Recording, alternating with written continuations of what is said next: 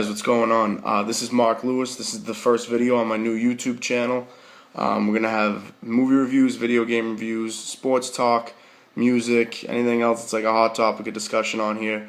But I'm going to start with a review of a movie I just saw this weekend that I've been waiting me and a lot of other people have been waiting a long time to see, Godzilla. There's been a lot of hype and build-up with this movie, from the original ones in the 50s that people loved and the classics, the 1998 one, which kind of sucked with Matthew Broderick. I didn't see it, but I've heard it wasn't too great, to build up to this movie right now. And people have been waiting a long time, and it didn't disappoint at all. What you see is what you get with this movie. It's a movie that comes out at the beginning of summer. It's about a giant radioactive lizard dragon that is fighting other radioactive gigantic monsters, and that's exactly what it is. There is a small human element to this movie. While it is, like, the beginning is kind of about the people, the middle is about kind of the military transitioning to prepare for this attack, and the third part is all Godzilla. That's it. The third part is just Godzilla. Nobody else. You see a couple of people, and that's really it. They don't even bother with anybody else, and I like that. But I'm going to start with a negative point. I think the weakest part of this movie was the cast. Granted, you don't come to movies like this to see dialogue like The Social Network or a plot like Titanic or something crazy like that. You come to this movie to see gigantic radioactive monsters fight each other. And that's what you get, at least for the first half of the movie. And that's another kind of negative that I'll get to in a second.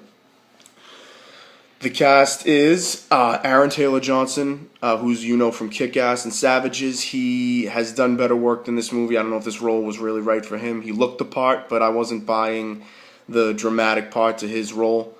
Bryan Cranston is Bryan Cranston. He's self-explanatory. He's great in this movie, but the only problem is, spoiler alert, he's not in the entire movie, and I was kind of disappointed by that. He's only in, I think, literally 45 minutes of this movie. And I think if they kept him in the whole time, he kind of would have held up this cast and brought a great dramatic human part to this movie. You have Ken Watanabe from The Last Samurai. You know him from Inception and Batman Begins. He was Ra's al Ghul. He's done better work than this. I thought he was a little bit corny and wooden a little bit, but he was alright. Elizabeth Olsen is the wife. She just plays the scared wife. She's really not in the movie too much. She doesn't even have that much dialogue. So she was just okay. But like I said, with that being said, you don't come to this movie to see beautiful acting. You come to this movie to see the monsters and the explosions and the destruction and the fighting, and that's kind of what you get. The second part of this movie, speaking of destruction and fighting and blowing shit up, a big negative of this movie is that they tease you really, really bad with Godzilla and kind of letting him off the leash. The first time, the reveal is great. When you first see Godzilla, when he first really shows up, it's awesome. And you're just like, holy shit, this is Godzilla. And he looks great. He looks beaten and rugged and ready to fuck shit up. And that's exactly what he does when they cut the leash on him, like 45 minutes later. Because the next two times he shows up, they kind of only show you a little bit. They don't show you him going full haywire. It's like 5 and 3 second clips, and you're just like, what the hell, man? Just give me Godzilla. I just want to see Godzilla. I've been waiting this whole movie to see Godzilla. I want to see Godzilla. And I thought that was just kind of a frustrating, really agonizing part of this movie. You can get over it, but you're just like, come on, you just want to see it. But those are the only two real kind of negatives about this movie. Positives, like I said, what you see is what you get. You want to see Godzilla, and they give you Godzilla in a big, big way. When he finally gets cut off the leash in the last 40 minutes of the movie, he does some serious damage, and there's some real spectacle to this kind of part of the movie. The cinematography is great. They put Godzilla in some really great set pieces and designs and really put him in like a light where you're just like, where you're afraid, where you respect him, where you're just like, this guy is huge, like he's the apex predator, there's no one bigger than him, and that's exactly what it feels like. You feel like an ant just watching him on the big screen. He's not even real, and you're just kind of like inferior to him. At least that's what you feel, what I felt sitting in my seat just watching the movie. His combatants in this movie are these two things called MUDOs, or it's a military acronym. It stands for Massive Unidentified Terrestrial Organism. And another little spoiler twist is end up being two, a male and a female. And another really cool part of this movie is they put like an underlying narrative, like a sensible way to connect Godzilla and these two monsters.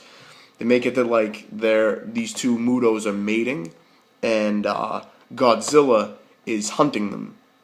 Because like I said, Godzilla's the apex predator, and that's what he naturally would do. That's another secondary segue into another underlying theme of this movie is nature is like a huge deal in this movie. It's like you have to let nature run its course.